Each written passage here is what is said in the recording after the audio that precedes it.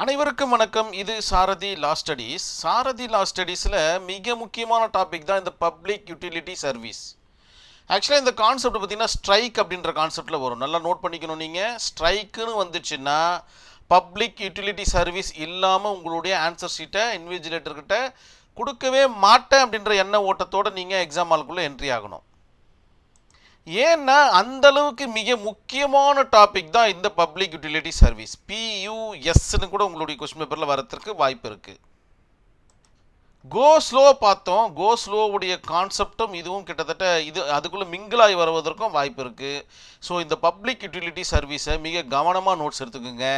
Section subclass 2N பார்த்தீங்கன்னா define பண்ணி சொல்லுது. Industrial dispute act 1947.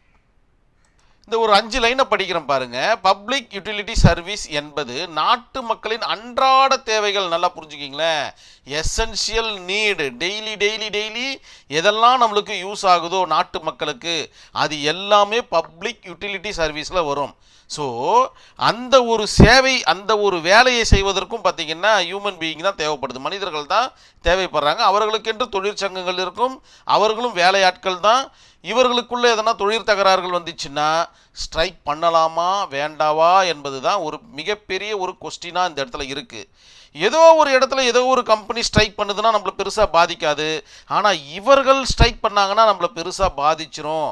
அதனால தான் இண்டஸ்ட்ரியல் டிஸ்பியூட் ஆக்ட் மிக தெளிவான வரையறையை கொடுத்துருக்கு. வாட் இஸ் பப்ளிக் யூட்டிலிட்டி சர்வீஸுக்குள்ளே இவர்களுடைய விஷயங்களை கொண்டு வந்து வச்சுடுது. அதன் பிறகு அவர்களுக்கென்று உண்டான நியாயங்களையும் கேட்டு பெறலாம். ஆனால் அதற்குண்டான கால வரையறையை மிக தெளிவாக சொல்லிடுது.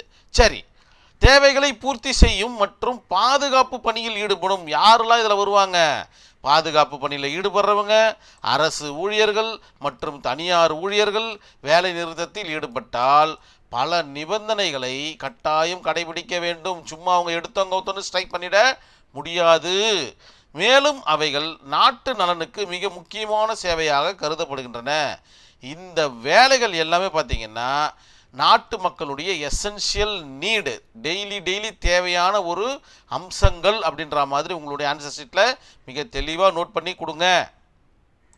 இப்போ உங்களுக்கு பப்ளிக் யூட்டிலிட்டி சர்வீஸ்னால் என்னன்றது தெரிஞ்சு போச்சு. ஸோ அதுக்குள்ள இருக்கிற சின்ன எக்ஸாம்பிள்ஸ் பார்த்தா இன்னும் கொஞ்சம் தெளிவாக புரிய வரும். ஆல் டைப்ஸ் ஆஃப் டிரான்ஸ்போர்ட், கப்பலாக இருக்கட்டும், ரயில்வேவாக இருக்கட்டும், விமானமாக இருக்கட்டும், தரை வழி போக்குவரத்தாக இருக்கட்டும், எதுவாக இருந்தாலும் அது பப்ளிக் யூட்டிலிட்டி சர்வீஸில் தான் வரும். ஏன்னா பொதுமக்கள் உபயோகப்படுத்துகின்றனர். பொதுமக்களுக்கு தேவையான உணவுப் பொருட்களோ அல்லது மற்ற பொருட்களோ அதன் மூலமாக தான் ஏற்றி செல்லப்படுகின்றது.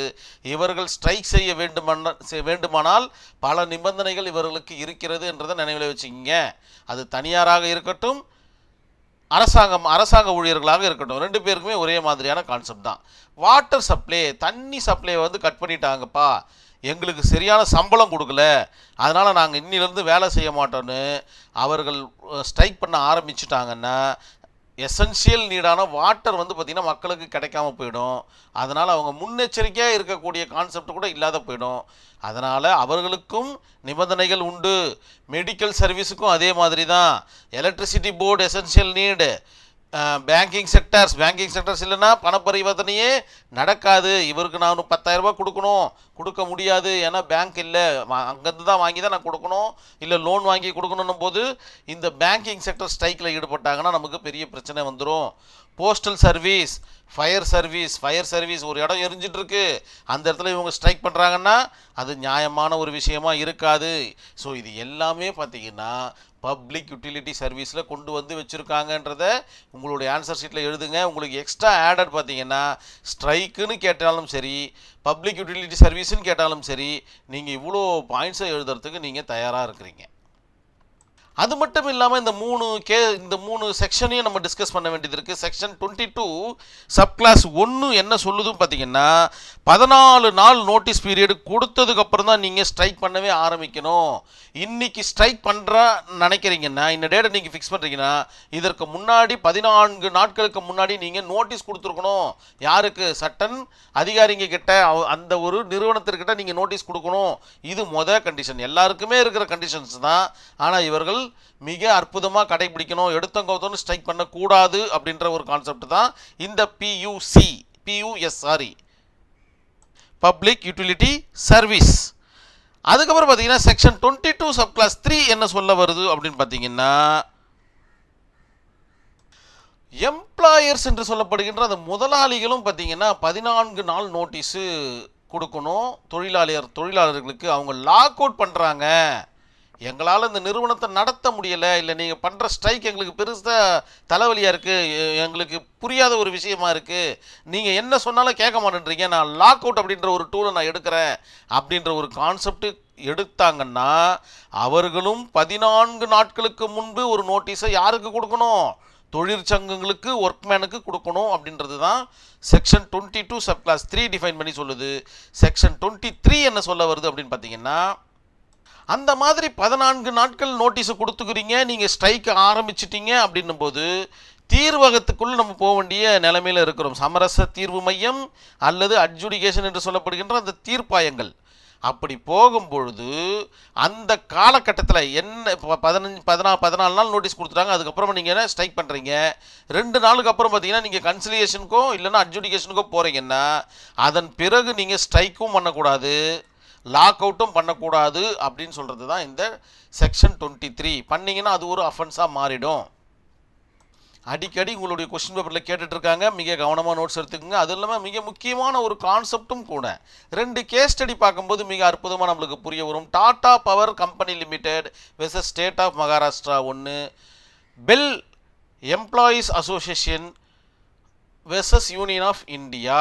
இந்த ஒரு ஃபஸ்ட்டு கேஸ் ஸ்டடியில் பார்த்தீங்கன்னா Tata power company limited versus state of மகாராஷ்டிராவில் என்ன சொல்ல வருது அப்படின்னு பார்த்தீங்கன்னா, இது ஒரு மின் உற்பத்தி செய்யக்கூடிய ஒரு இடம். இது என்ன பண்ணுறாங்க அப்படின்னு பார்த்தீங்கன்னா, மின் உற்பத்தி என்பது எதில் வருது? பப்ளிக் யூட்டிலிட்டி சர்வீஸில் வருதா? அது ஒரு எசென்ஷியல் நீடாக இருக்கா? 1 hour 10 நிமிஷம் கரண்ட் இல்லைன்னா கூட நம்ம வீட்டில் நம்மெல்லாம் ஒரு மாதிரி கஷ்டப்பட்டுடுறோம். ஸோ அந்த மாதிரி ஒரு எசென்ஷியலான நீடு உற்பத்தி செய்யக்கூடிய அந்த இடத்துல என்ன பண்ணுறாங்க தொழிலாளர்கள்? 14 நாள் நோட்டீஸ் இல்லாமையே பார்த்தீங்கன்னா ஸ்ட்ரைக்கை ஆரம்பிச்சிட்டாங்க. இது பார்த்தீங்கன்னா அட்ஜுடிகேஷன் கிட்ட போகுது, கோர்ட்டுக்கிட்ட போகுது. ஆனரபிள் கோர்ட் என்ன சொல்கிறாங்க அப்படின்னு பார்த்தீங்கன்னா, 14 நாட்கள் முன்னரே நீங்கள் அறிவிப்பு இல்லாமல் வேலை நிறுத்தத்தில் ஈடுபட்டுட்டீங்க, இந்த வேலை நிறுத்தம் செல்லாது, அது மட்டும் அல்லாது சட்டவிரோதமானது அப்படின்ற மாதிரியான ஒரு தீர்ப்பை கொடுத்துட்றாங்க. இதுவும் ஒரு வகையான அவார்டு தான். இந்த கேஸ் ஸ்டடியும் நீங்கள் அவார்டு அப்படின்ற ஒரு கான்செப்டுக்கு நீங்கள் எழுதலாம். இந்த Bell employees association versus union of இந்தியாவில் என்ன ஒரு பிரச்சனை எழுது அப்படின்னு பார்த்தீங்கன்னா, இவர்கள் பார்த்தீங்கன்னா ஸ்ட்ரைக் பண்ணுறாங்க. ஸ்ட்ரைக் பண்ணும்போது அரசாங்கத்துக்கிட்ட ஒரு கேள்வி ஒன்று எழுது. அரசாங்கம் நினைத்தால், கவர்மெண்ட்டு நினச்சிச்சுன்னா எந்த ஒரு கான்செப்டையும் பப்ளிக் யூட்டிலிட்டி சர்வீஸ் அண்டரில் கொண்டு வர முடியுமா அப்படின்ற மாதிரி ஒரு கேள்வி எழுது இந்த இடத்துல. அதற்கு ஆனரபிள் கோர்ட் என்ன சொல்கிறாங்க தீர்ப்பா அப்படின்னு பார்த்தீங்கன்னா, கண்டிப்பாக முடியும். அரசாங்கம் நினைத்தால் எந்த ஒரு தொழிலையும் பப்ளிக் யூட்டிலிட்டி சர்வீஸ் அண்டரில் கொண்டு வர முடியும். அதனால் அவர்களும் 14 நாள் நோட்டீஸ் பீரியடுக்கு கட்டுப்பட்டவர்கள் அப்படின்ற மாதிரியான ஒரு தீர்ப்புரையை இந்த கேஸ் ஸ்டடியில் வழங்குறாங்க. இது ஒரு மிக முக்கியமான டாபிக் அப்படின்றதுனால தான் அடிக்கடிக்கு சொல்ல வேண்டிய சூழ்நிலையில் நான் தள்ளப்படுறேன். அது மட்டும் இல்லாமல் இந்த டாபிக்ஸ்லாம் இல்லாமல் லேபர் லா ஒன்று உங்களால் கம்ப்ளீட் பண்ணிவிட்டு வெளில வரவே முடியாது. அவங்க நேரடி கொஸ்டினாக கேட்கலனாலும் நீங்கள் ஏதாச்சும் ஒரு இடத்துல எழுதி தான் ஆகணும். அந்த இடத்த தேர்ந்தெடுக்கிறது தான் உங்களுடைய திறமை அப்படின்ற மாதிரி சொல்லிவிட்டு நான் இந்த வீடியோவை கம்ப்ளீட் பண்ணிக்கிறேன். நன்றி, வணக்கம்.